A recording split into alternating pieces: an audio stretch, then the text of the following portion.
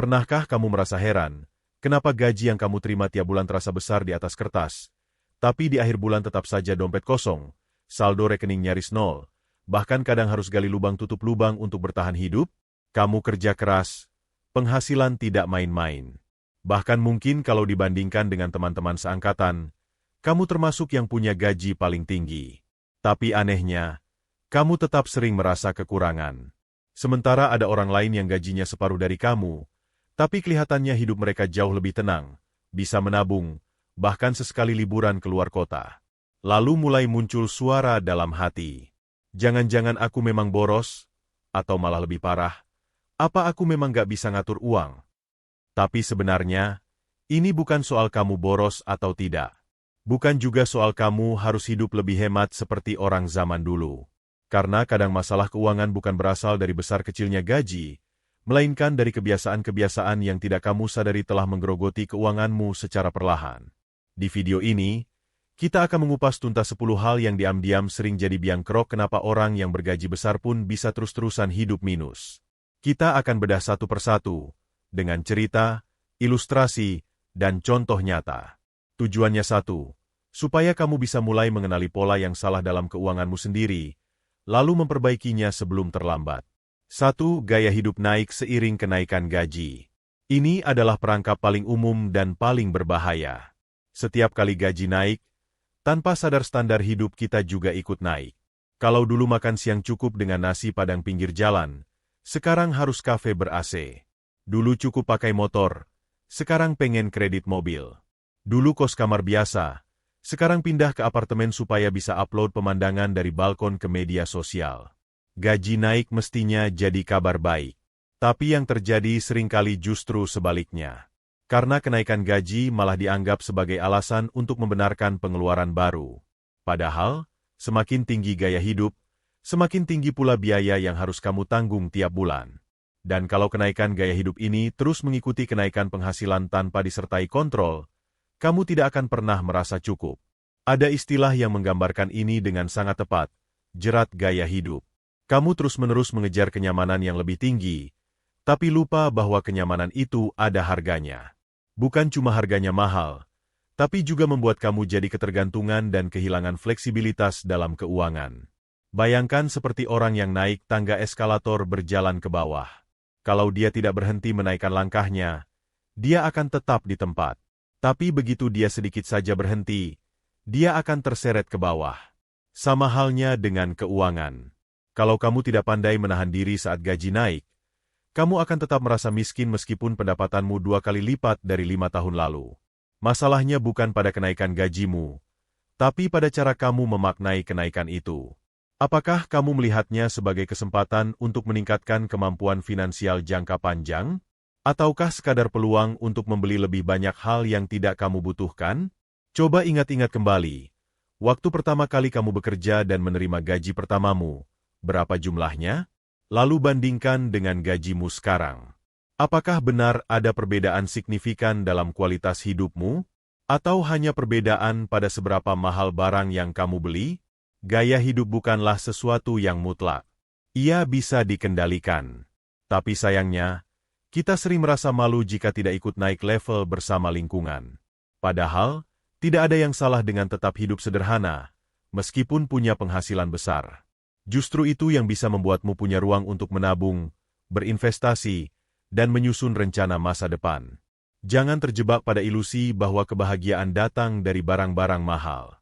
Kebahagiaan sejati justru datang dari ketenangan pikiran, dan itu hanya bisa dimiliki ketika kamu tidak lagi dikejar-kejar cicilan, tagihan, dan perasaan selalu kekurangan.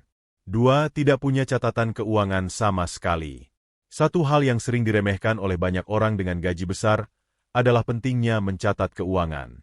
Mereka merasa tidak perlu repot mencatat pemasukan dan pengeluaran, karena merasa, toh uangnya masih cukup. Tapi kenyataannya, inilah jebakan yang diam-diam menggerogoti keuangan tanpa disadari. Coba bayangkan kamu sedang membawa ember penuh air. Tapi ember itu ternyata bocor kecil di beberapa titik. Airnya tidak langsung tumpah banyak, tapi pelan-pelan merembes keluar. Kamu mungkin tidak sadar di menit pertama. Tapi setelah 1 jam, embermu kosong juga. Begitulah uang kalau tidak dicatat. Banyak orang merasa gajinya cukup, bahkan berlebih. Tapi karena tidak ada catatan, mereka tidak tahu kemana uang itu mengalir. Tahu-tahu sudah habis. Tahu-tahu tinggal sedikit. Dan akhirnya, harus menunda bayar tagihan, pinjam dari teman, atau pakai kartu kredit untuk menutup kekurangan. Padahal mencatat keuangan bukanlah hal rumit. Tidak perlu aplikasi canggih. Cukup dengan buku kecil, atau lembar catatan sederhana di ponsel. Yang penting adalah kebiasaan untuk sadar pada arus uang masuk dan keluar. Dengan mencatat, kamu akan tahu dengan jelas pola pengeluaranmu. Kamu bisa melihat apakah kamu terlalu sering jajan di luar. Atau ternyata bayar langganan-langganan yang sudah tidak kamu pakai lagi. Atau mungkin ada pengeluaran rutin yang nilainya besar, tapi selama ini luput dari perhatian karena terasa kecil kalau dilihat per transaksi. Sebagai contoh, mari kita lihat pengeluaran untuk minuman kopi di luar rumah. Katakanlah kamu beli kopi seharga Rp25.000 setiap pagi sebelum kerja. Sekali dua kali mungkin terasa ringan. Tapi dalam sebulan, itu sudah Rp750.000. Dalam setahun, 9 juta lebih hanya untuk kopi pagi. Apakah kamu benar-benar sadar akan jumlah sebesar itu? Tanpa pencatatan, angka-angka ini tidak akan pernah kelihatan. Dan saat kamu merasa uangmu habis entah kemana, kamu tidak tahu harus mulai dari mana untuk membenahinya. Selain itu, mencatat keuangan juga membuat kamu lebih sadar pada keputusan yang kamu buat. Setiap kali ingin membeli sesuatu, kamu akan berpikir dua kali. Apakah ini perlu? Apakah ini sudah masuk dalam rencana bulan ini? Ini membuat kamu lebih bijak, lebih hati-hati, dan lebih bertanggung jawab terhadap uang yang kamu hasilkan dengan susah payah. Ada juga keuntungan psikologis dari mencatat keuangan. Saat kamu tahu persis berapa uang yang kamu miliki, berapa yang kamu belanjakan, dan untuk apa saja, kamu akan merasa lebih tenang. Tidak ada lagi rasa cemas saat tanggal tua. Tidak ada lagi rasa bersalah setiap habis belanja. Karena semuanya tercatat, dan kamu bisa mengukur sendiri batas kemampuanmu. Namun, ada orang yang justru takut untuk mencatat karena tidak mau menghadapi kenyataan. Mereka khawatir jika melihat angka-angka pengeluaran akan membuat mereka stres. Padahal justru sebaliknya. Ketidaktahuanlah yang membuat stres. Mencatat akan memberi kamu kontrol, dan dari kontrol akan lahir rasa percaya diri. Membuat catatan keuangan itu seperti menyalakan lampu di ruangan gelap. Kamu mungkin akan terkejut melihat betapa berantakannya isi ruangan itu. Tapi setidaknya, kamu bisa mulai merapikannya.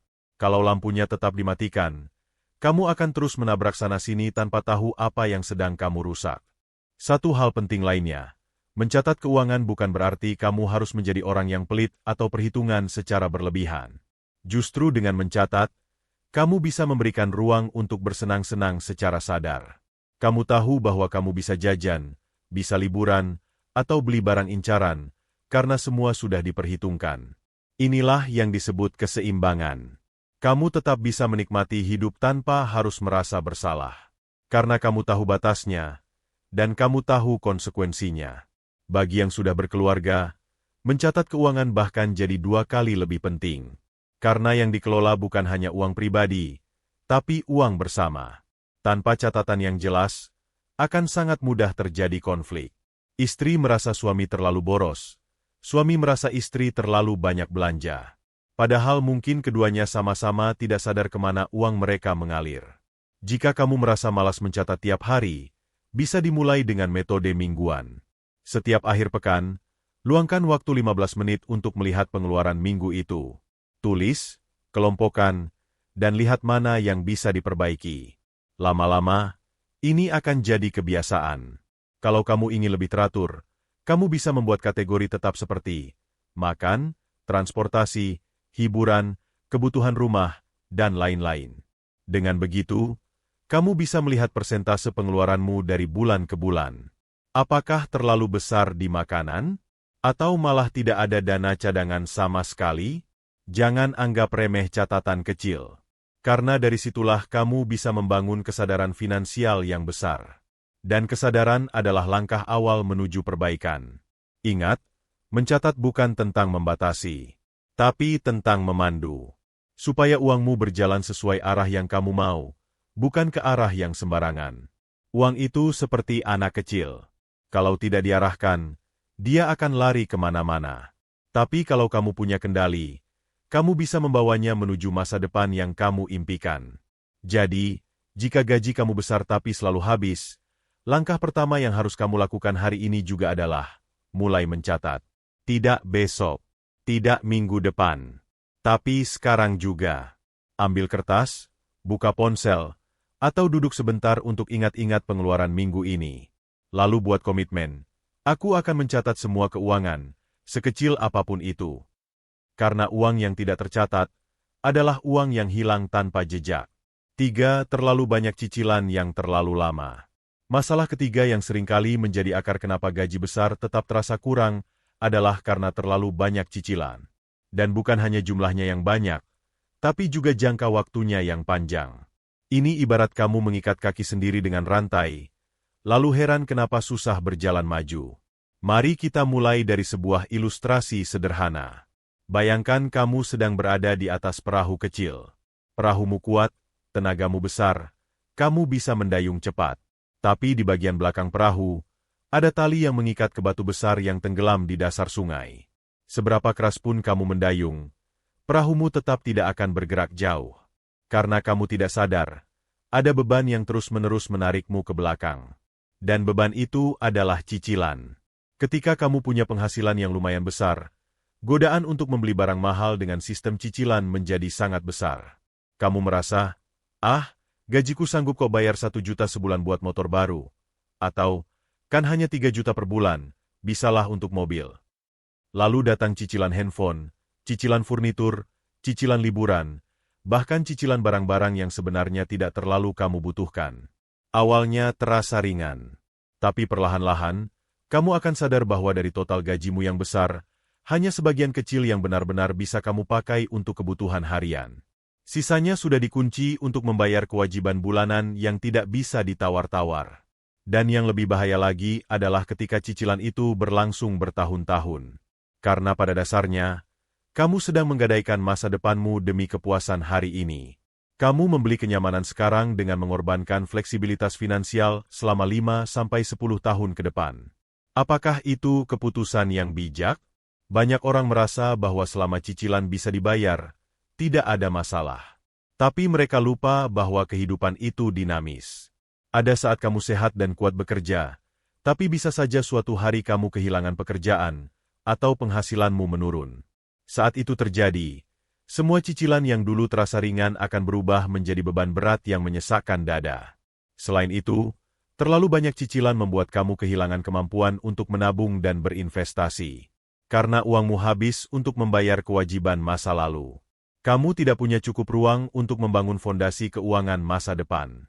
Padahal seharusnya, saat gaji besar, kamu punya kesempatan emas untuk memperkuat keuanganmu, bukan justru mengunci dirimu dengan kewajiban-kewajiban yang tak kunjung habis. Ada satu kebiasaan buruk yang sering menyertai orang-orang dengan banyak cicilan, yaitu membayar cicilan dengan cicilan lain. Misalnya, saat tidak cukup uang untuk membayar kartu kredit, mereka mengambil pinjaman lain untuk menutup tagihan itu. Ini seperti memindahkan api dari satu rumah ke rumah lain, tanpa benar-benar memadamkannya. Dan pada akhirnya, kebakaran itu akan menjalar kemana-mana. Solusinya bukan berarti kamu tidak boleh mencicil sama sekali. Tapi kamu harus sangat selektif dan penuh perhitungan. Tanyakan pada dirimu sendiri sebelum mengambil cicilan. Apakah barang ini benar-benar penting? Apakah tanpa ini hidupku akan terganggu? Apakah aku benar-benar tidak bisa menabung dulu, baru membelinya nanti secara tunai? Kalau jawabannya tidak tegas, lebih baik urungkan niat itu. Karena banyak cicilan bukan hanya menguras uang, tapi juga menguras ketenangan batin. Kamu akan merasa dikejar-kejar waktu. Setiap tanggal muda bukan lagi momen menyenangkan, tapi saatnya menerima kenyataan bahwa sebagian besar uangmu sudah ditentukan nasibnya. Cicilan juga sering membuat kita kehilangan rasa puas. Karena saat kamu mencicil sesuatu, kamu belum sepenuhnya memilikinya. Tapi kamu sudah terlanjur membayar. Ini menciptakan ketegangan psikologis, di mana kamu merasa seperti sedang menyicil utang atas barang yang belum sempat dinikmati dengan sepenuhnya lega. Bagi sebagian orang, Cicilan menjadi cara untuk terlihat sukses. Mereka berpikir, kalau aku bawa mobil, orang akan mengira aku sudah mapan. Tapi kenyataannya, bisa jadi mobil itu masih akan dicicil 5 tahun lagi. Sementara orang yang terlihat sederhana di luar, bisa jadi justru sudah punya tabungan ratusan juta dan hidup tanpa utang 1 rupiah pun. Jadi, kalau kamu merasa gaji besar tapi tetap habis, periksa kembali jumlah cicilanmu. Hitung totalnya. Lihat berapa persen dari gaji yang habis hanya untuk membayar masa lalu. Kalau jumlahnya sudah lebih dari 30%, itu tanda bahaya. Kamu harus mulai menyusun strategi untuk melunasi satu persatu dan mengurangi ketergantungan pada sistem kredit. Mulailah dari yang bunganya paling besar, atau yang masa cicilannya paling singkat. Fokuskan pelunasan di sana. Jangan tergoda mengambil cicilan baru, sekalipun kamu merasa masih mampu. Gunakan kelebihan gajimu untuk membangun pondasi, bukan menambah beban. Karena pada akhirnya, kebebasan finansial bukan datang dari seberapa besar gajimu, tapi seberapa sedikit kamu tergantung pada utang. 4. Tidak ada dana darurat. Jadi setiap masalah jadi bencana. Salah satu penyebab utama kenapa orang dengan gaji besar tetap sering merasa kekurangan adalah karena mereka tidak punya bantalan keuangan yang bisa menahan guncangan. Dalam bahasa sederhana, mereka tidak punya dana darurat. Dan karena tidak ada dana darurat, setiap masalah yang muncul dalam hidup otomatis berubah jadi bencana besar. Coba bayangkan kamu sedang mengendarai mobil di jalan tol. Kamu melaju kencang. Percaya diri karena mobilmu bagus, bensin penuh, dan jalanan kosong. Tapi tiba-tiba, ban depan pecah. Kalau kamu punya ban cadangan, kamu bisa menepi sebentar, ganti ban, dan lanjut perjalanan. Tapi kalau tidak, kamu akan terpaksa berhenti di tengah jalan, panik, menunggu bantuan, dan mungkin harus merogoh kocek dalam karena harus panggil derek. Begitulah fungsi dana darurat dalam keuangan pribadi. Ia bukan untuk dipakai sehari-hari, bukan juga untuk bersenang-senang. Tapi ia seperti ban cadangan yang tidak kamu harapkan untuk digunakan, tapi sangat kamu butuhkan saat keadaan darurat. Sayangnya, banyak orang menganggap dana darurat sebagai hal yang bisa ditunda. Mereka merasa selama gaji masih cukup untuk kebutuhan harian dan cicilan, tidak perlu menyisihkan uang khusus untuk keadaan darurat. Tapi masalahnya, hidup itu tidak bisa ditebak. Tidak ada yang bisa menjamin kamu tidak akan sakit, tidak akan kena PHK, atau tidak akan mengalami kerusakan besar pada kendaraan atau rumah. Saat situasi darurat datang, orang yang tidak punya dana darurat biasanya akan terpaksa memakai kartu kredit, meminjam dari orang lain, atau bahkan menjual aset yang sebenarnya tidak ingin dijual. Ini menimbulkan efek domino. Karena utang yang muncul dari situasi darurat tidak direncanakan sebelumnya, biasanya membuat keuangan jadi kacau total dalam waktu singkat. Padahal, menyiapkan dana darurat tidaklah sulit. Kuncinya adalah disiplin dan konsistensi. Kamu bisa mulai dengan menyisihkan sebagian kecil dari gaji setiap bulan, misalnya 10%. Simpan dalam rekening terpisah, yang tidak punya kartu ATM dan tidak mudah kamu ambil. Biarkan tumbuh perlahan, seperti menabung air di dalam tangki cadangan. Idealnya, dana darurat minimal adalah 3-6 kali total pengeluaran bulananmu. Kalau pengeluaranmu 10 juta per bulan, maka dana daruratmu sebaiknya 30-60 juta. Ini bukan untuk gaya-gayaan. Ini adalah bentuk perlindungan. Karena kamu tidak tahu kapan hidup akan melempar tantangan yang tidak bisa kamu tolak. Banyak orang merasa gajinya besar, jadi merasa aman. Tapi rasa aman itu semu, kalau tidak didukung oleh kesiapan menghadapi kemungkinan terburuk. Karena gaji sebesar apapun tidak ada gunanya kalau kamu harus meminjam uang setiap kali ada anggota keluarga yang sakit, atau saat motor satu-satunya mogok dan butuh biaya perbaikan. Orang yang tidak punya dana darurat juga cenderung membuat keputusan terburu-buru saat keadaan krisis. Misalnya, menjual barang berharga dengan harga di bawah pasaran karena butuh uang cepat, atau mengambil pekerjaan tambahan yang sebenarnya tidak mereka sukai, hanya karena terdesak kebutuhan. Sementara orang yang punya dana darurat bisa berpikir lebih jernih. Mereka tetap bisa bernapas saat dunia sedang goyang. Mereka bisa mengambil keputusan berdasarkan logika, bukan karena panik. Inilah kelebihan yang tidak terlihat, tapi sangat terasa. Jadi, jika kamu merasa gaji kamu besar tapi sering habis tanpa bekas, periksa apakah kamu sudah punya dana darurat. Kalau belum, sekarang saatnya mulai. Jangan tunggu sampai ada masalah baru kamu sadar pentingnya. Lebih baik punya dana darurat dan tidak pernah menggunakannya, daripada tidak punya dan menyesal saat membutuhkannya. Kamu bisa menyiasatinya dengan membuat dana darurat menjadi tujuan utama menabungmu untuk beberapa bulan ke depan.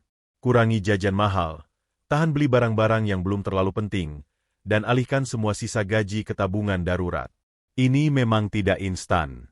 Tapi setiap rupiah yang kamu simpan adalah langkah menjauh dari ketergantungan dan langkah mendekat ke kemandirian.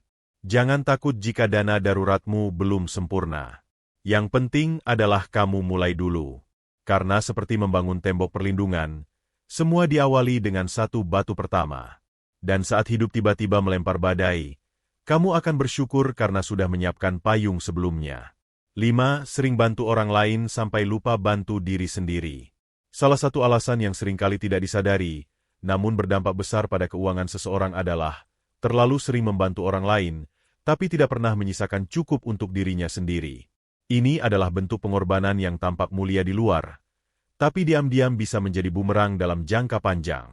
Banyak orang dengan gaji besar merasa bahwa mereka punya tanggung jawab moral untuk membantu keluarga, saudara, atau teman-teman yang sedang kesusahan. Mereka merasa tidak enak hati jika menolak. Mereka takut dianggap pelit, sombong, atau tidak tahu balas budi. Maka, setiap kali ada yang datang meminta bantuan, mereka selalu berusaha memenuhi. Meski sebenarnya, keuangan pribadi mereka sendiri belum benar-benar stabil. Memang tidak ada yang salah dengan membantu. Bahkan, itu adalah nilai yang luhur. Tapi yang perlu diingat adalah, kamu tidak bisa menolong orang lain dengan maksimal kalau dirimu sendiri sedang goyah. Ibarat naik pesawat, saat masker oksigen jatuh, petunjuk keselamatan selalu berkata, pasang masker ke diri sendiri terlebih dahulu, baru bantu orang lain. Karena kamu tidak bisa menyelamatkan orang lain kalau kamu sendiri kehabisan napas. Begitu pula dengan keuangan. Jika kamu terus memberi sampai kamu sendiri tidak punya cukup, maka kamu akan kehabisan tenaga di tengah jalan. Dan ironisnya, orang yang dulu kamu bantu bisa jadi tidak akan sanggup membantu kamu saat kamu yang jatuh.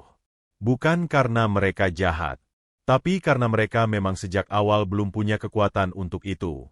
Ada orang yang setiap bulan mengirim uang untuk membantu adik-adik sekolah, membayar cicilan rumah orang tua, atau membantu biaya berobat kerabat jauh. Tapi dirinya sendiri tidak punya tabungan, tidak punya investasi, bahkan tidak punya dana darurat. Dia hidup dari gaji ke gaji, dengan harapan bahwa bulan depan akan lebih baik. Tapi kenyataannya, bulan demi bulan berlalu, dan dia tetap berada di tempat yang sama. Sikap ini sering muncul karena rasa bersalah. Ada orang yang merasa dirinya adalah tulang punggung keluarga, sehingga merasa tidak punya pilihan selain terus memberi. Tapi sesungguhnya, perasaan ini bisa jadi lahir dari pola pikir yang belum sehat. Karena memberi yang sehat adalah ketika kamu memberi dari kelimpahan, bukan dari kekurangan. Memberi dari kelimpahan akan membuatmu bahagia. Tapi memberi dari keterpaksaan justru membuatmu kelelahan, tertekan, dan pada akhirnya bisa menimbulkan rasa marah atau kecewa. Terutama saat bantuanmu tidak dihargai, atau bahkan dianggap sebagai kewajiban yang harus selalu kamu lakukan. Lebih parahnya lagi, kadang kita bukan hanya membantu, tapi juga jadi penjamin utang orang lain. Kita ikut menanggung beban yang bukan milik kita. Kita merasa kasihan, atau nggak enak nolak. Tapi akhirnya, ketika orang yang kita bantu tidak bisa melunasi utangnya, kitalah yang harus menanggung akibatnya. Dan saat itu terjadi, rasa kasihan pun berubah jadi penyesalan. Inilah kenapa sangat penting untuk membuat batas yang sehat antara membantu dan mengorbankan diri. Kamu boleh membantu, tapi harus tahu kapan kamu bisa dan kapan kamu harus berkata tidak. Kamu harus belajar membedakan mana yang benar-benar membutuhkan, dan mana yang hanya memanfaatkan. Kadang, menolak bukan berarti kamu egois. Tapi justru karena kamu sadar bahwa bantuanmu harus diberikan dengan penuh kesadaran, bukan karena tekanan sosial. Kamu tidak perlu menjelaskan panjang lebar. Cukup katakan dengan tenang bahwa keuanganmu belum memungkinkan. Atau bahwa kamu sedang fokus memperbaiki kondisi sendiri dulu. Dan ingat, membantu tidak selalu dalam bentuk uang. Kamu bisa bantu dengan memberi waktu, memberi tenaga, memberi saran, atau sekadar jadi pendengar yang baik. Semua itu juga bentuk bantuan, tanpa harus membuat dirimu sendiri terjerat secara finansial. Kalau kamu memang ingin tetap membantu secara materi, buat pos bantuan yang terpisah dari kebutuhan pribadi.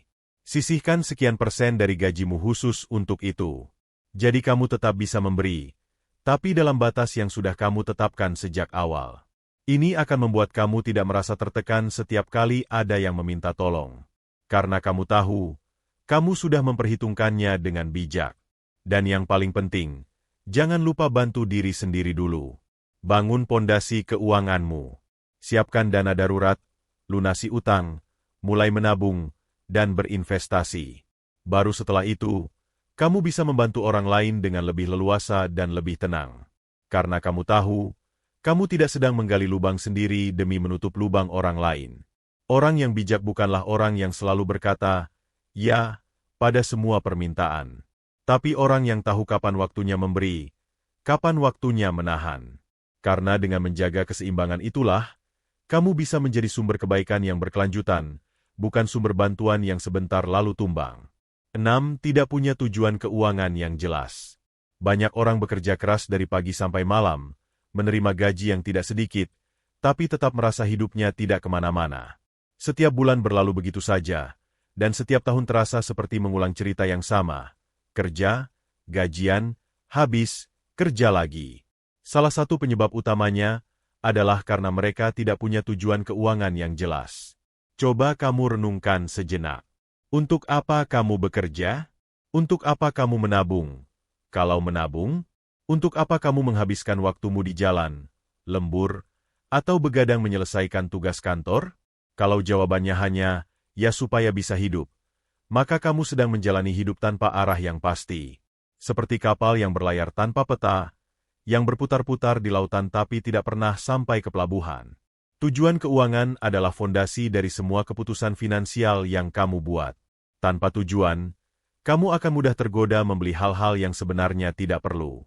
Kamu akan lebih mudah terjebak dalam pemborosan, karena tidak ada kompas yang menuntun kemana uangmu seharusnya diarahkan.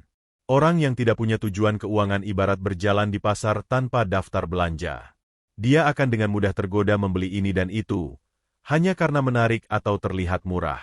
Tapi akhirnya, dia pulang membawa banyak barang, tanpa tahu apa yang sebenarnya dibutuhkan. Sementara orang yang punya tujuan, bahkan dengan penghasilan biasa-biasa saja, bisa lebih cepat maju. Karena setiap rupiah yang dia keluarkan atau simpan selalu diarahkan menuju tujuan itu. Dia punya prioritas. Dia tahu mana yang harus didahulukan dan mana yang bisa ditunda. Tujuan keuangan juga memberi kamu semangat untuk menabung. Kalau kamu hanya menabung tanpa alasan, biasanya rasa bosan atau godaan belanja akan menang. Tapi kalau kamu menabung dengan tujuan, misalnya ingin punya rumah dalam 5 tahun, atau ingin haji di usia 40, maka kamu akan lebih kuat menjaga konsistensimu. Selain itu, tujuan keuangan membantu kamu mengukur kemajuan. Kamu bisa tahu, apakah kamu sudah di jalur yang benar?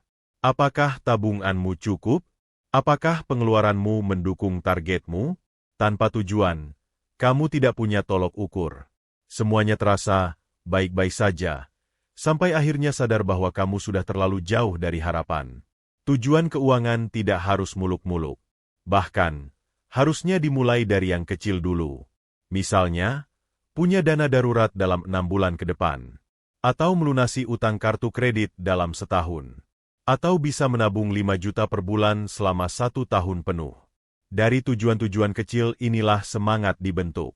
Setelah itu, barulah kamu bisa menyusun tujuan jangka menengah dan jangka panjang. Misalnya, punya rumah sendiri dalam 5 tahun. Punya investasi pendidikan anak. Punya dana pensiun mandiri. Semakin jelas dan rinci tujuanmu, semakin mudah pula kamu menentukan langkah-langkahnya. Dan yang tak kalah penting, tujuan keuangan juga akan menahan kamu dari keputusan-keputusan impulsif. Saat kamu tergoda membeli motor baru, kamu akan berpikir 2 kali, apakah ini sejalan dengan rencana tabungan rumah saya? Saat ada promo barang diskon besar-besaran, kamu bisa bertanya, apakah ini lebih penting daripada target dana pendidikan anak saya? Tanpa tujuan, kamu akan terus merasa uangmu tidak pernah cukup.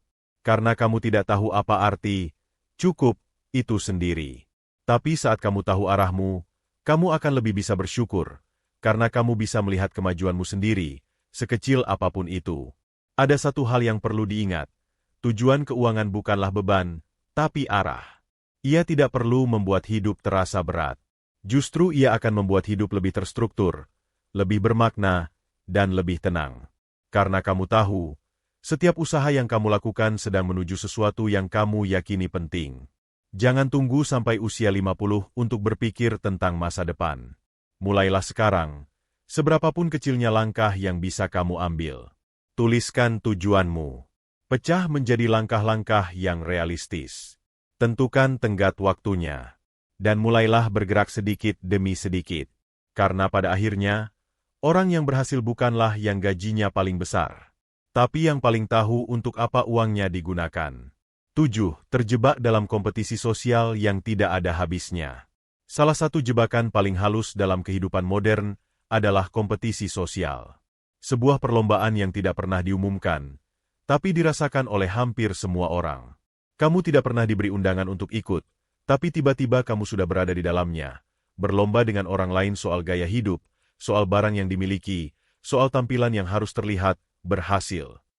Inilah yang membuat banyak orang, meskipun bergaji besar, tetap merasa miskin. Karena ukuran yang mereka pakai bukan kebutuhan, melainkan perbandingan.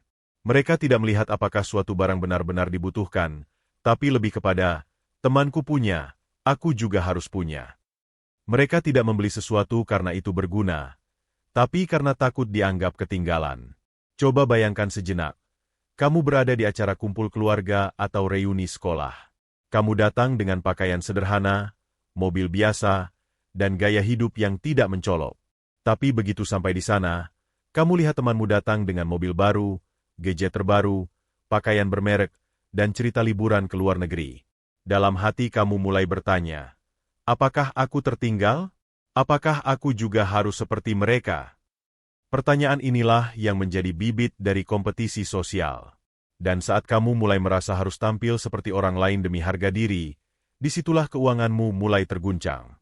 Orang yang hidup dalam tekanan sosial seperti ini akan terus menghabiskan uang untuk pencitraan. Membeli barang-barang yang sebenarnya tidak mereka perlukan hanya untuk terlihat berhasil. Memaksakan liburan, memaksakan belanja, memaksakan pembaruan gaya hidup agar sesuai standar yang ditentukan lingkungan. Padahal, seringkali yang kamu lihat dari luar tidak mencerminkan kenyataan di dalam. Bisa saja temanmu yang kelihatan mewah ternyata menumpuk cicilan. Bisa jadi, gaya hidupnya yang terlihat sempurna itu dibangun di atas utang yang membelit. Tapi karena kamu hanya melihat permukaannya, kamu menyangka mereka benar-benar lebih sukses. Lalu kamu mulai menyesuaikan gaya hidupmu untuk mengejar sesuatu yang bahkan belum tentu nyata. Ini seperti berlari di treadmill. Kamu merasa terus bergerak, padahal kamu tetap di tempat. Karena kamu tidak berlari untuk maju, tapi hanya agar tidak kalah dari orang di sebelahmu. Ketika gaji kamu besar tapi orientasimu adalah kompetisi sosial, maka sebesar apapun penghasilanmu akan tetap terasa kurang. Karena standar itu tidak pernah berhenti naik. Dulu mungkin cukup pakai ponsel seharga 2 juta. Tapi karena teman ganti ponsel 5 juta, kamu ikut beli. Lalu muncul model baru 10 juta, dan kamu mulai tergoda lagi. Begitu terus tanpa akhir. Kompetisi sosial juga menguras mental. Karena kamu akan merasa cemas jika tidak bisa mengikuti. Kamu jadi takut dinilai kurang sukses. Kamu mulai kehilangan jati diri, karena yang kamu tampilkan adalah citra, bukan kenyataan. Dan semua ini hanya akan membuat hidupmu terasa semakin berat dan penuh tekanan. Lalu, bagaimana cara keluar dari kompetisi yang tidak pernah diumumkan ini? Langkah pertama adalah sadar bahwa kamu tidak sedang bersaing dengan siapa-siapa. Hidupmu bukan tentang membuktikan sesuatu kepada orang lain, tapi tentang bagaimana kamu merasa damai dengan pilihanmu sendiri. Kalau kamu bahagia dengan gaya hidup yang sederhana, kenapa harus memaksakan kemewahan? Langkah kedua adalah menyusun ulang ukuran suksesmu sendiri. Jangan pakai standar orang lain. Ukur sukses dari seberapa tenang hidupmu, seberapa sehat keuanganmu, seberapa banyak waktu yang kamu miliki untuk keluarga, atau seberapa dekat kamu dengan impian pribadimu. Karena pada akhirnya, hidup itu soal makna, bukan soal tampilan. Dan yang terakhir, Belajar bersyukur dengan apa yang kamu punya. Bukan berarti berhenti bermimpi, tapi menghargai setiap langkah yang sudah kamu tempuh. Karena kalau kamu tidak bisa bersyukur hari ini, maka sebesar apapun yang kamu punya nanti, kamu tetap akan merasa kurang. Jadi, kalau gaji kamu besar tapi selalu habis, periksa kembali apakah kamu sedang membiarkan lingkungan menentukan arah keuanganmu. Apakah kamu sedang mengejar sesuatu yang sebenarnya bukan keinginanmu, tapi tekanan dari luar? Bebaskan dirimu dari kompetisi sosial. Fokus pada apa yang benar-benar kamu butuhkan. Karena ketenangan bukan datang dari apa yang kamu miliki, tapi dari seberapa damai kamu menjalani hidup sesuai dengan nilai-nilai yang kamu yakini. 8. Meremehkan pengeluaran kecil yang sering terjadi. Kita seringkali terlalu fokus pada pengeluaran besar, seperti cicilan mobil, biaya sewa rumah, atau anggaran belanja bulanan. Tapi justru yang sering membuat gaji kita terkuras habis bukan hanya pengeluaran besar itu, melainkan kebocoran kecil yang terjadi setiap hari, terus-menerus, tanpa kita sadari. Seperti tetesan air dari keran yang bocor, tidak terasa di awal, tapi lama-lama membuat ember penuh jadi kosong. Coba ingat-ingat pengeluaran hari ini. Mungkin tadi pagi kamu beli kopi seharga 25.000. Siang makan di luar karena malas masak, 45.000. Lalu sore mampir beli camilan 15.000. Malam beli pulsa data karena kuota habis. Mungkin kamu merasa semuanya itu kecil dan sepele. Tapi kalau dihitung, hari ini saja kamu sudah keluar uang lebih dari 100.000 hanya untuk hal-hal yang bukan kebutuhan utama. Sekarang kalikan itu dengan 30 hari. Ternyata bisa jadi lebih dari 3 juta hanya untuk jajan harian yang tidak kamu anggap penting. Itulah yang disebut dengan pengeluaran kecil yang menggerogoti besar. Yang membuat ini berbahaya adalah karena kita sering tidak sadar sedang melakukannya. Karena nilainya kecil, kita tidak merasa bersalah. Tidak ada pertimbangan panjang. Tidak ada perencanaan. Kita hanya berpikir, cuma segini kok. Tapi kalau kamu mengatakan itu 5 kali sehari selama sebulan penuh, kamu akan kaget sendiri melihat totalnya. Banyak orang yang berpikir, gajiku besar, aku pasti aman. Tapi mereka lupa bahwa pengeluaran kecil seperti ini ibarat semut yang menggigit perlahan. Tidak sakit, tidak menimbulkan luka besar, tapi terus-menerus menghisap kekuatan. Dan celakanya, banyak dari pengeluaran kecil ini bukan berdasarkan kebutuhan, tapi kebiasaan. Misalnya, scrolling aplikasi belanja saat sedang bosan, lalu check out barang diskonan yang sebenarnya tidak diperlukan. Atau langganan-langganan digital yang dulu kamu pakai, tapi sekarang sudah jarang disentuh. Setiap bulan tetap terpotong, tapi kamu sudah lupa fungsinya. Ini juga sering terjadi dalam bentuk kebiasaan-kebiasaan konsumtif. Seperti memesan ojek atau antar makanan padahal bisa jalan kaki sebentar. Atau membeli barang karena takut kehabisan, padahal stok di rumah masih banyak. Semua itu seperti pasir yang perlahan-lahan memenuhi karung, sampai akhirnya kamu sadar karungmu penuh tapi isinya bukan hal yang benar-benar kamu butuhkan. Cara untuk mengatasi ini bukan dengan hidup serba hemat dan menyiksa diri, tapi dengan meningkatkan kesadaran setiap kali uang keluar. Cobalah untuk mencatat semua pengeluaran, sekecil apapun. Buat tantangan untuk dirimu sendiri, 1 minggu tanpa jajan di luar, atau 1 bulan tanpa belanja online. Rasakan bagaimana kamu bisa hidup lebih tenang, karena kamu tidak kehilangan kendali.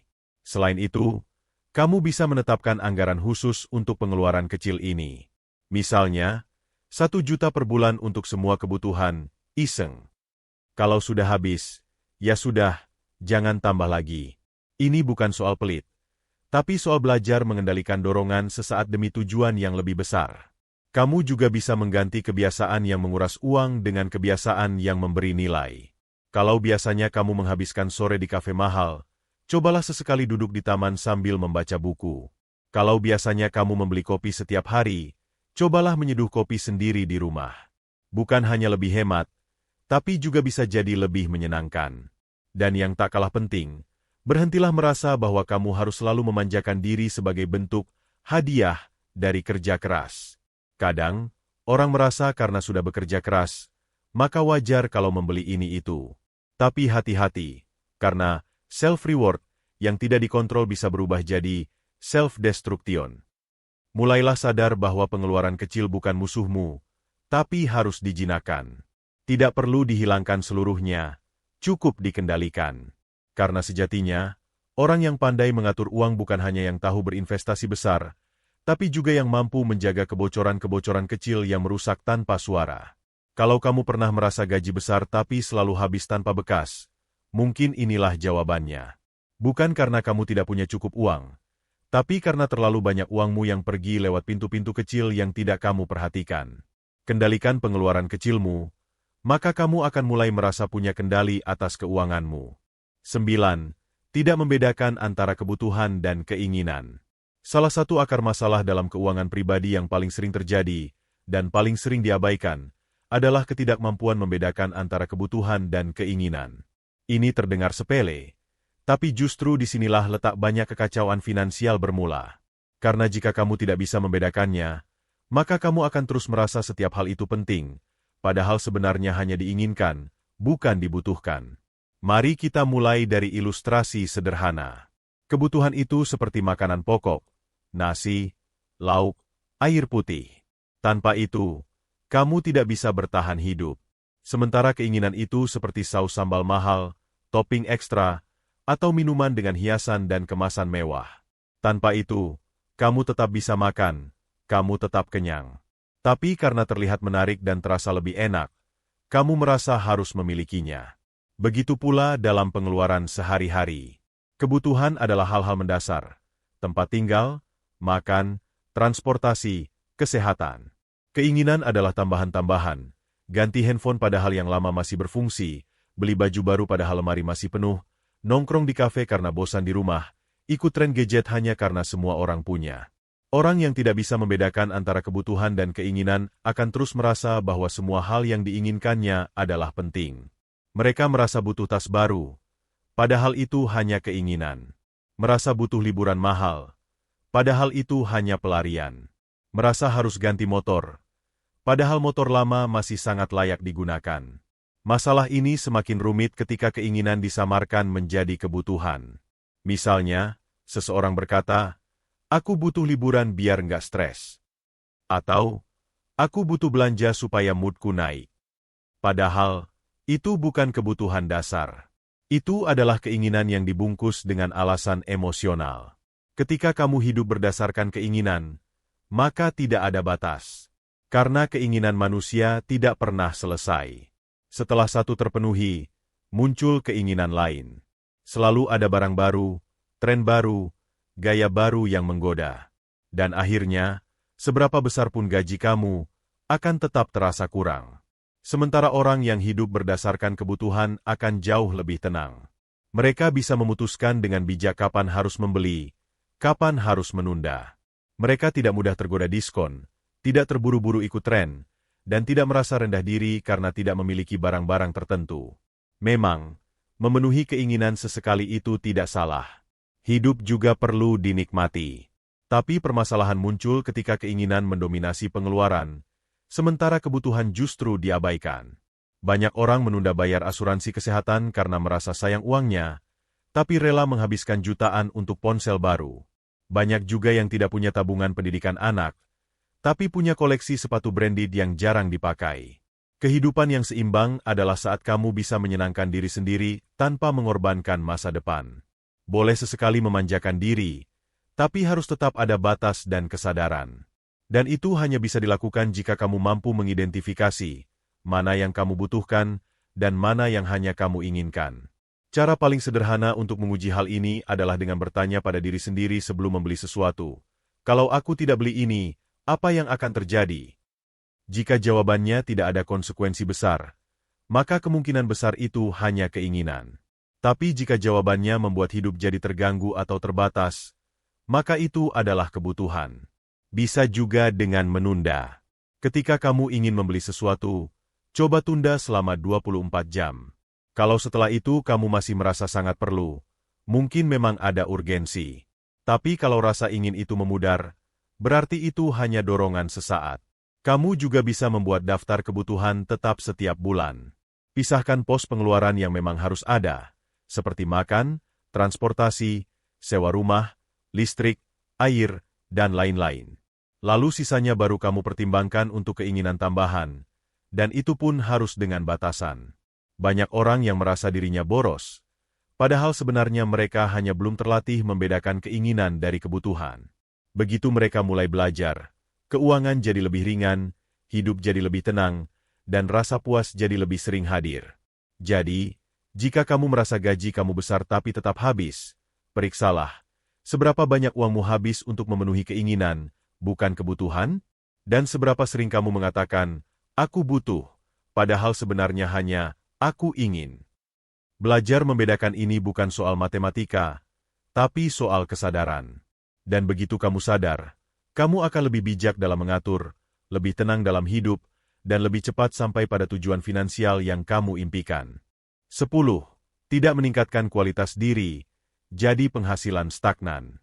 Ada satu ironi besar dalam dunia kerja yang sering tidak disadari. Banyak orang mengeluh penghasilannya tidak cukup, tapi di saat yang sama tidak melakukan apapun untuk meningkatkan kualitas dirinya. Mereka berharap keajaiban terjadi. Gaji naik dengan sendirinya. Rezeki datang tiba-tiba.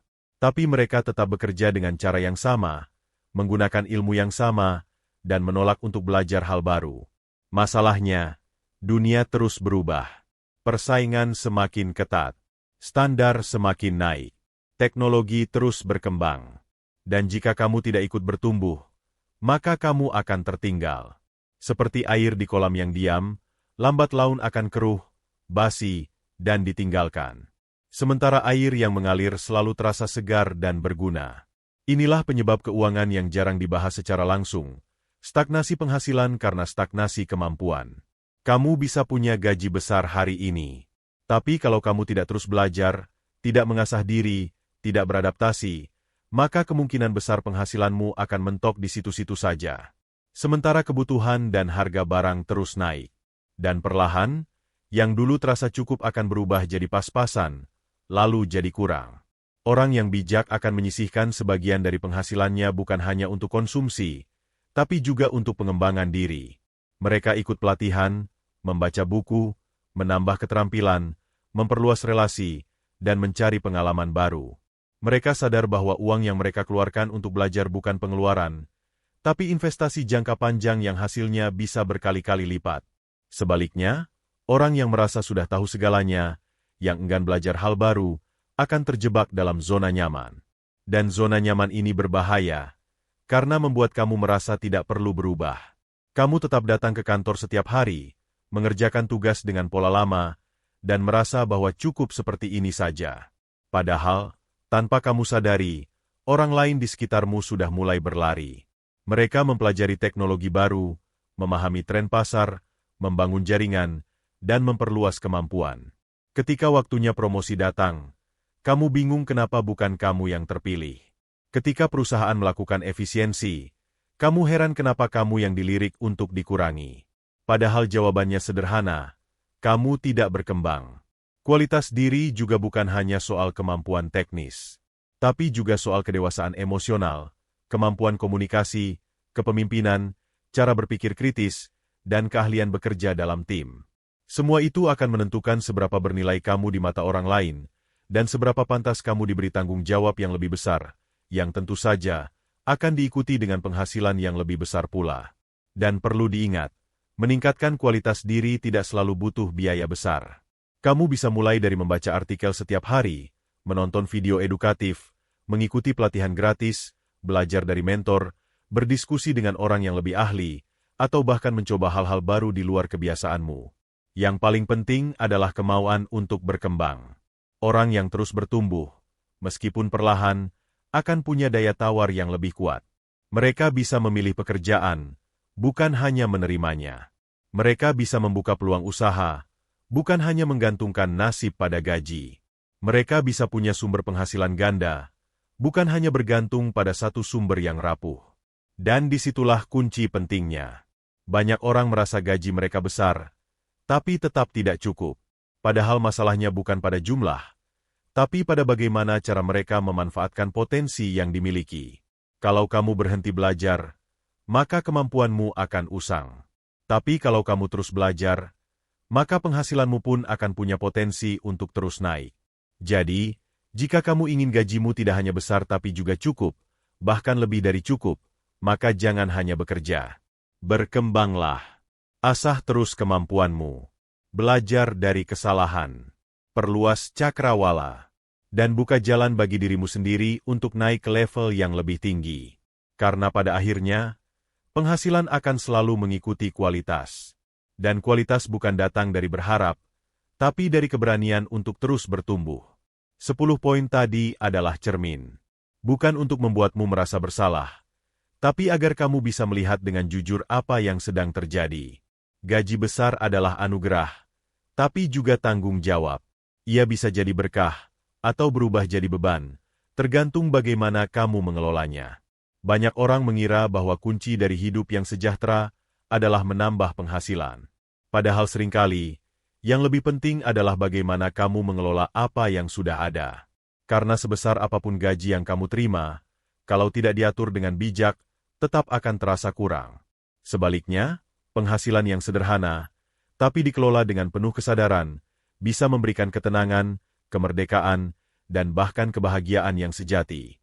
Kini saatnya kamu bertanya pada dirimu sendiri, dari 10 hal tadi, berapa yang masih kamu lakukan? Dan mana yang paling mendesak untuk kamu perbaiki? Perubahan tidak harus besar, tapi harus dimulai. Sedikit demi sedikit, langkah demi langkah, dan lama-kelamaan, kamu akan sampai di tempat yang lebih baik, bukan hanya secara finansial, tapi juga secara pribadi. Ingatlah, tujuan akhir dari pengelolaan uang bukanlah menumpuk kekayaan, tapi menciptakan hidup yang tenang, penuh makna, dan merdeka dari kecemasan. Semoga setelah menonton video ini, kamu jadi lebih paham, lebih bijak, dan lebih siap menata kembali kehidupan keuanganmu. Karena hidup yang damai selalu berawal dari keputusan-keputusan kecil yang bijaksana.